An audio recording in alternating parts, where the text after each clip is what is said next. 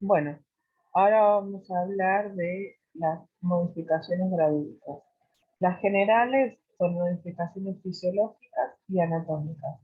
El objetivo de todo esto es cubrir las necesidades de espacio para el desarrollo del huevo y posteriormente permitir el crecimiento fetal, el trabajo de parto, eh, el puerperio y la lactancia.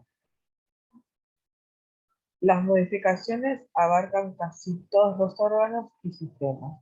Tenemos modificaciones generales y modificaciones locales. Por eso, vuelvo a repetir, es importante el control prenatal.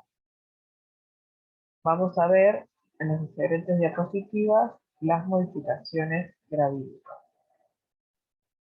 Las modificaciones generales, cada mujer varía según los cambios y la adaptación a el embarazo y a cada embarazo, ¿sí? Las modificaciones del esqueleto. Como antes le habíamos mencionado, tenemos una lordosis lumbosacra, ¿sí? Que también se asocia mucho a cómo camina la mujer embarazada, que tiene que ver, se la denomina el orgullo de la embarazada, ¿sí? Piensan que tiene que soportar un peso mayor a lo que está acostumbrada y por eso se realiza la talla en el primer control prenatal porque después pasa esto y la talla disminuye 1 o 2 centímetros. En la deambulación es donde más se va a notar, tiene esa marcha de pato, se siente pesada, lenta, tiene esta marcha de pato porque amplía los pies, los separa un poco en compensación a su centro de gravedad. Hay una separación de la sínfisis del pubis entre 8 y 9 milímetros. Y hay una laxitud de las articulaciones en general, ¿sí? La curva ponderal, estamos hablando de una ganancia ponderal adecuada, que es la que se relaciona con los óptimos resultados prenatales. Lo que sabemos es que suelen aumentar entre 11 y 15, 16 kilos cada mujer, cada persona gestante. Pero bueno, esto varía muchísimo según la gestación y el estado general de la persona gestante. Sabemos que en el primer trimestre suele haber náuseas, vómitos, heces gravídicas, entonces ahí cambia mucho porque en vez de aumentar de peso disminuye debido a las náuseas, a los vómitos, a los sabores que cambian, a los olores, etcétera, etcétera. ¿Sí? Después que estas modificaciones más o menos se vuelven normales, por llamarlo de alguna manera, ahí sí comienza el aumento de peso en general. Vamos a ver, acá tienen, por ejemplo, recuerden que todo, en cada control prenatal se realiza el peso y el peso se traslada a una tabla de percentilo y que según la semana de gestación vamos a ir viendo si el aumento de peso es acorde o no a cada persona gestante, ¿sí? Acá tenemos una foto de la tabla de percentilo que utilizamos en las mujeres embarazadas. Esto más o menos lo que va a aumentar cada mujer teniendo en cuenta el feto, la placenta, el líquido amniótico, el útero, las mamas, la sangre que tiene que ver con el volumen sanguíneo en general, el líquido extravascular, que estamos hablando de los edemas, las reservas maternas que están relacionadas con las grasas que se depositan en ciertos lugares y todo lo que tiene que ver con la parte mamaria, que a medida que avanzan las semanas de gestación, esto va en aumento obviamente.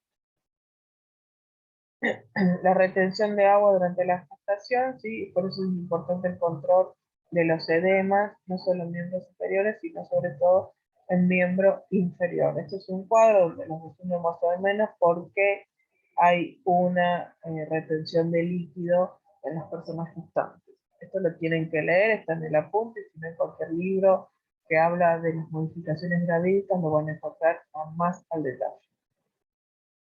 La temperatura basal aumenta apenas unos milésimas de centígrado, que es normal, ¿sí? Hay el aumento de la progesterona, que es la hormona madre del embarazo, los estrógenos se anulan, ¿sí? Y por eso hay una sensación. Se anulan el ascenso térmico, ¿sí? En la piel hay hiperpigmentación de los pezones, areola, periné, vulva, región perianal, la línea alba, nebus, de las cicatrices, todo lo que tiene que ver con la piel, porque hay un aumento de la hormona de la melanocitoestimulante, ¿sí? Se forma el cloasma, que es la melasma, que son las manchas faciales de color marrón, y pasan de un marrón claro a un marrón oscuro, o si están oscuras se vuelven más oscuras todavía y más pronunciadas, que tienen que ver con todo lo que es la cara. Las estrías debido a la extensión del abdomen, de las mamas, de los muslos, de los brazos, de la región inguinal, varían en color, pueden ser transparentes, blancas, rosadas, moradas, etc. El sistema piloso también se ve alterado, hay pérdida del cabello, hay una hiperhidrosis en la región vulvar, hipersecreción de las glándulas sebáceas y la presencia de edema. Acá vamos a ver las estrías, la línea y el plasma grave. Los músculos en general tienen una hipertrofia y una hiperplasia. Los huesos y las articulaciones también se vuelven más laxos, ¿sí? El síndrome de Couvet, ¿sí? Que es el padre, que Couvet significa incubar o criar en francés. Está estudiado que a veces todas estas sintomatologías de las náuseas, los vómitos, el malestar, la fatiga, la somnolencia, etcétera, no lo sufre la persona gestante, sino que lo padece y lo sufre el padre, en este caso, la persona que la está acompañando en ese momento sufre todas estas sintomatologías. Son los menos, pero es verdad y hay estudios eh, sobre esto. Dentro de las modificaciones vasculares vamos a tener un aumento del volumen sanguíneo en general, la presencia de edemas en caras y manos en menor frecuencia, pero sobre todo en el último trimestre y en las últimas semanas, y presencia de edemas en los miembros inferiores en el 80% de las personas gestantes se puede determinar. La telangiectasias, que son las arañas musculares que se producen y se pueden observar con mayor profundidad. El síndrome de la vena cava, porque el feto al aumentar el tamaño hace una compresión de la vena cava y esto lo que disminuye justamente es el flujo sanguíneo. Que lo vamos a ver acá en la imagen cómo se observa, y por eso en vez de que duerman boca arriba, le vamos a decir que duerman de lateral izquierdo preferentemente. Y ven la diferenciación acá, la presión que ejerce, y si la ponemos de lateralizada, la presión menos, ¿sí? Cambios hematológicos, lo más notorio es la anemia dilucional, justamente por el aumento de la volumen. Recuerden que todos estos cambios hematológicos y de cada uno de los sistemas se produce de manera compensatoria para este proceso fisiológico que es la gestación, ¿sí? El aumento del volumen sanguíneo, del volumen plasmático, los eritrocitos de 15 al 30%, hiperplasia eritroide moderada en la médula ósea, aumento de los niveles plasmáticos de la eritropoyetina, aumento de reticulocitos y de los fibrinógenos, ¿sí? Y aumento de los glóbulos de banco. También hay los leucocitos hasta 16.000 en el último trimestre, disminución de las plaquetas, alteración de la relación albúmina-glóbulo. Esto es más o menos lo mismo, la hemoglobina, el hematocrito, el hierro, ¿sí?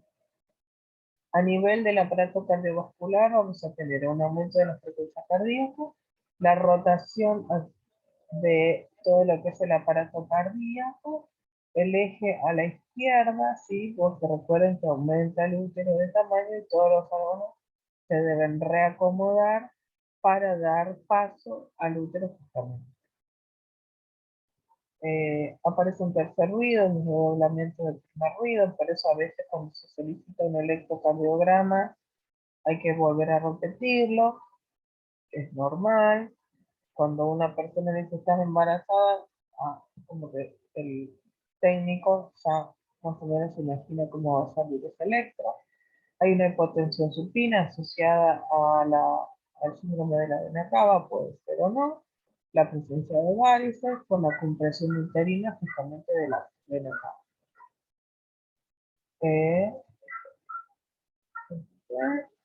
Progesterona, no.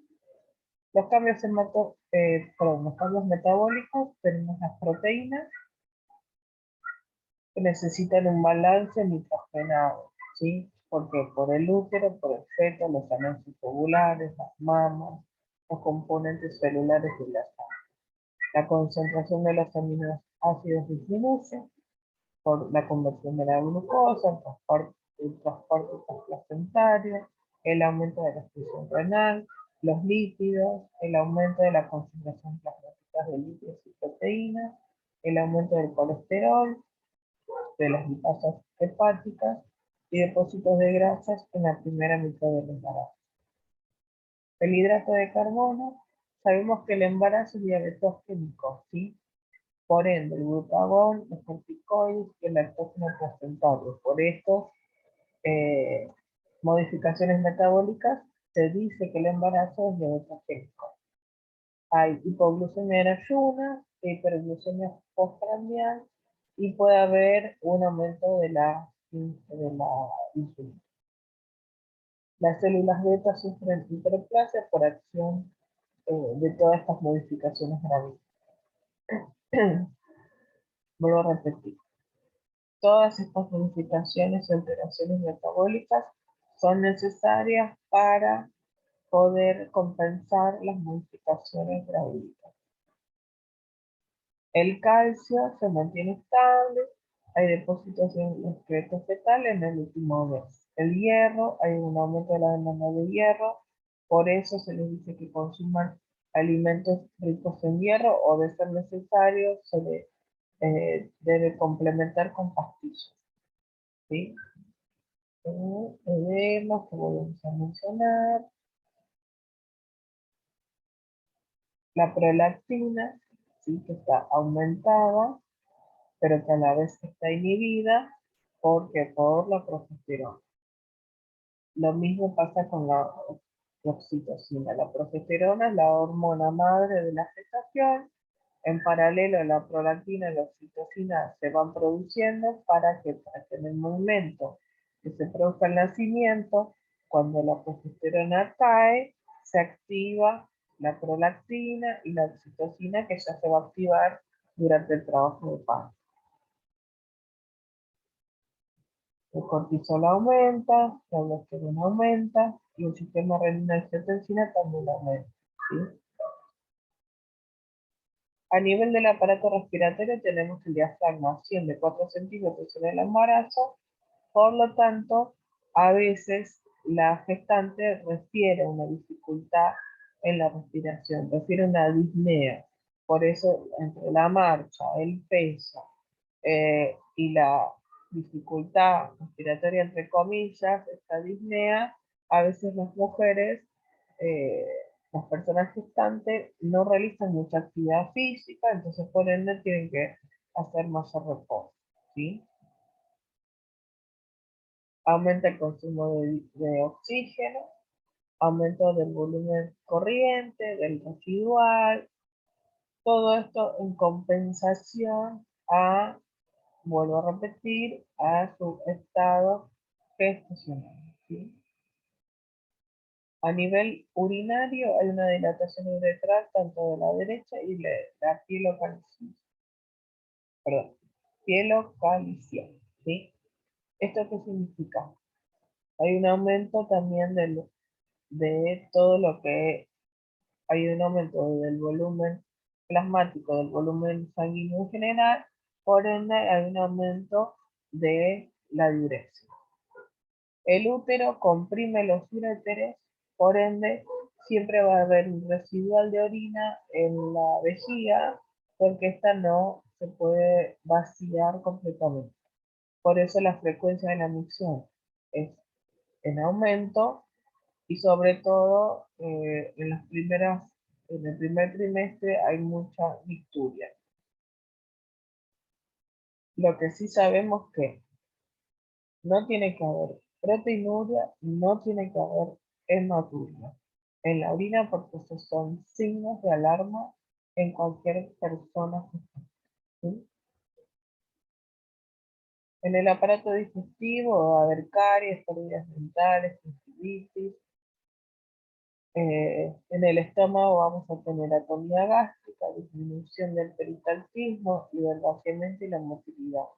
¿Sí? ¿Por qué? Porque el útero comprime las asas intestinales, la motilidad intestinal se encuentra más enlentecida y esto va a provocar quizás estreñimiento o esto del vaciamiento disminuido del estómago y por esto también la gestante va a referir que se encuentra llena, que está como se siente satisfecha permanentemente porque a veces sabemos que las comidas deben ser variadas en cantidad y en sabores, tiene que haber mucho líquido, muchas verduras, debe realizar las 4 comidas y colaciones. ¿Por qué? Porque justamente el estómago, la capacidad gástrica no es la misma, entonces tiene que hacer pequeñas colaciones para facilitar la motilidad y la eliminación de los alimentos. Bueno, habíamos visto que puede haber modificaciones en el apetito, antojos relacionados a la gestación. Después sabemos que puede haber presencia de náuseas y vómitos, de reflujo gastroesofágico, eh, alteraciones en la dieta, esto de retorno gástrico, la constipación, ¿sí? Sumado a el aumento de la progesterona, eso también facilita la constipación y si no hay una buena alimentación y buena hidratación, también sabemos que los ejercicios también son necesarios, pero si se siente pesada, aumenta mucho de peso, siente la falta de aire, etcétera, etcétera, son complicaciones para que pueda tener una vida un poco más acorde. Lo paso, el gusto sobre todo, que es sensible a los sabores, a los olfatos. El olfato también se vuelve más sensible, la mucosa. La audición también se vuelve un poco más aguda, ¿sí? Y modificaciones locales son las que tienen que ver con el aparato genital femenino. Hay hipertrofia, que es el aumento del órgano, hiperplasia, el aumento del tejido, la congestión mamaria en este caso, y la indivisión, que es el desplazamiento. Dentro de las modificaciones locales vamos a tener cambios en el útero, en el miometro, la vascularización, la forma, el tamaño, la consistencia. Modificaciones en el cuello, en el segmento inferior y el moco cervical. Cambios en la vagina, modificaciones en las mamas, modificaciones de la pelvis y cambios en la pared abdominal. En las mamas, como ya habíamos visto, hipersensibilidad, aumento del tamaño, estrías, los pezones se vuelven más grandes y pigmentados, las glándulas de Montgomery, tubérculos de Morgagni también, hiperplasia, hipertrofia, la areola secundaria, la red venosa de Haller, la proliferación epitelial, secreción de calostro, la formación del tejido. Las hormonas que están en juego son el estrógeno, la progesterona y el lactógeno placental. Acá vemos las modificaciones de la mama de una persona que no está embarazada durante la gestación y cuando está amamantando. Los cambios mamarios vamos a ver acá bien detallado, como ven, la red venosa de Haller, ¿sí? Que son estos, el pezón, la areola, los conductos lactíferos, la grasa que se va depositando durante toda la gestación. Acá vamos a ver nuevamente cómo se va modificando la mama internamente, donde vamos a tener que a la succión del recién nacido se van a activar la unidad contráctil y a la vez se va a liberar oxitocina, que es la que va a eyectar la leche, se activan todos los conductos lactíferos y también sumando el estímulo a la hipófisis de la madre para que se produzca la leche materna y sea trasladada a través de los diferentes lóbulos a los lobulicios y pueda ser eyectada. De todos modos, toda esta parte de lactancia materna van a tener una clase muchísimo más detallada.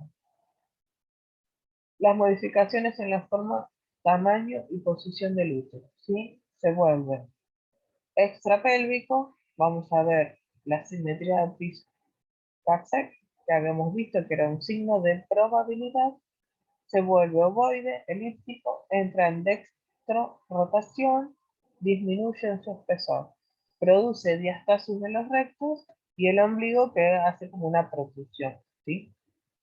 En la contractibilidad uterina vamos a tener contracciones de Álvarez desde el primer trimestre, que son irregulares, indoloras, pequeñas de gran frecuencia y que abarcan pequeñas áreas, que son como las preparatorias del trabajo de parto, parto y puerperio.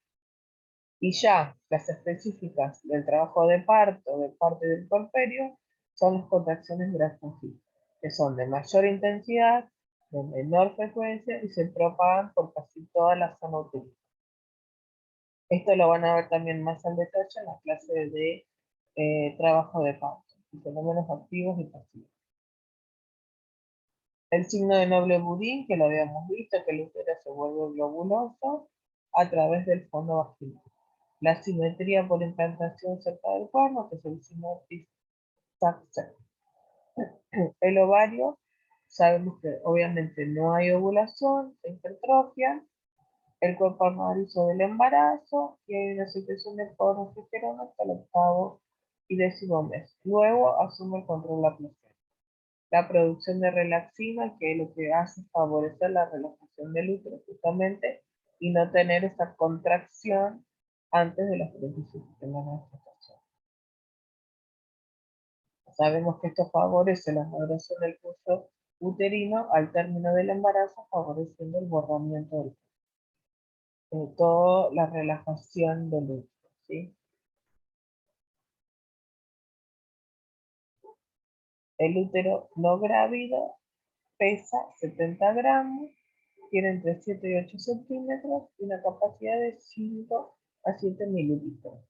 Al finalizar el embarazo, el útero pesa 1100 gramos, mide entre 32 y 34 centímetros y tiene una capacidad de 5 a 20 litros. Fíjense la modificación absoluta que se produce en el útero.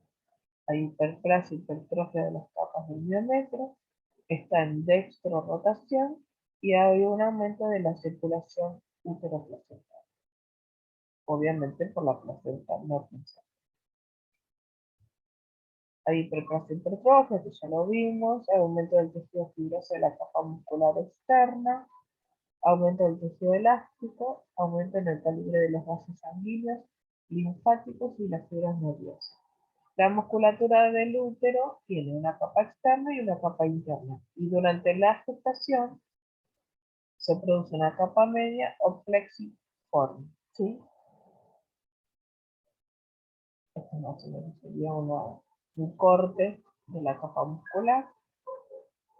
El cervix, que también sufre modificaciones, se reblandece, tiene cianosis, un cambio de coloración, hay una vascularización aumentada, algo del cuello, hipertrofia de las glándulas, produce el tapón mucoso, que como sabemos el tapón mucoso lo que hace es evitar el ascenso de gérmenes. El tapón mucoso o la expulsión de los limos se puede producir unos días antes, incluso unas semanas antes del trabajo de parto o en el comienzo del trabajo de parto. Varía según cada persona gestante.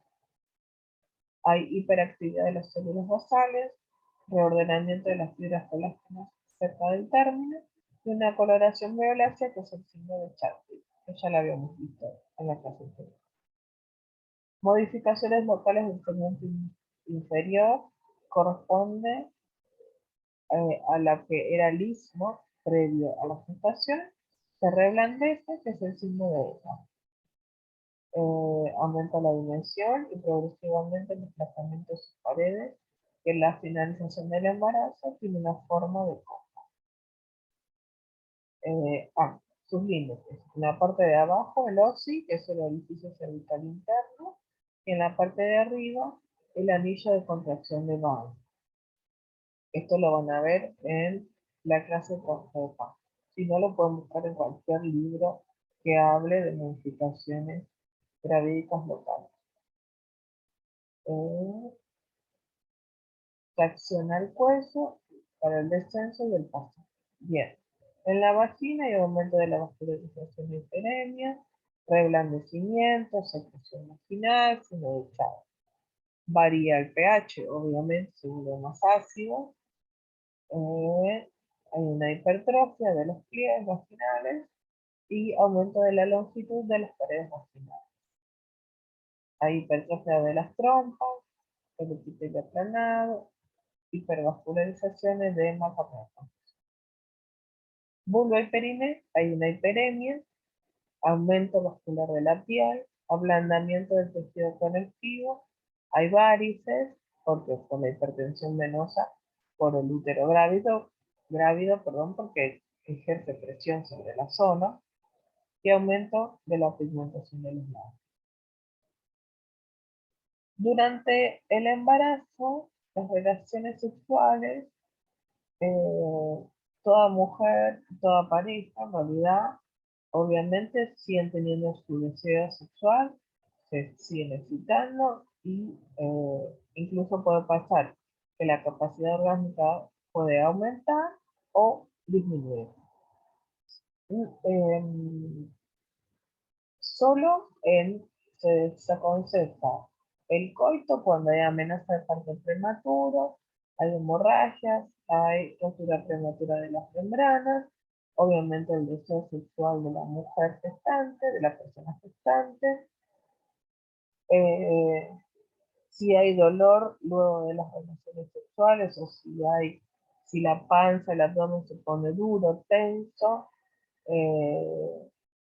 se va evaluando nuevas posturas, se va viendo que quizás no solo a través de la penetración hay el goce sexual, y va a ir cambiando mucho también porque en el primer trimestre, por lo general, hay disminución de la libido por el estado general, por las náuseas, los vómitos, porque comienza a tener la percepción del cuerpo va a ser distinta, por la percepción de los movimientos fetales, se vuelven más sensibles las mujeres, la comunicación es sumamente importante, entonces bueno, todo esto es algo que se debe hablar en la pareja, pero sabemos que las relaciones sexuales están prohibidas en ciertas situaciones y en otras situaciones ya es una decisión de la pareja.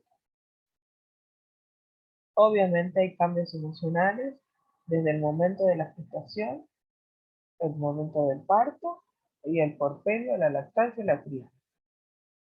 Hay un sinfín de emociones que se producen en la persona gestante. Cambios de humor, llanto, risa, ansiedad, irritabilidad, cansancio, ambivalencia, miedo, temor, insomnio, el síndrome del nido y el posparto. Y después de todo esto, asumir su nuevo rol, que es el de madre.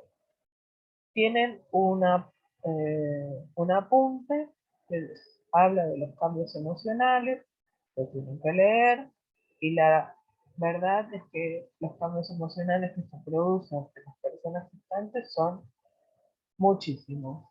Esto es una aproximación a todos los cambios emocionales que pueden sufrir las personas gestantes. Es importante que lo lean y que sepan que existen cambios emocionales miles. Así como cantidad de personas que somos, asimismo la cantidad de emociones que van a sufrir. ¿Sí? Bueno, si tienen dudas, preguntas en relación a este tema o el anterior, lo pueden hacer a través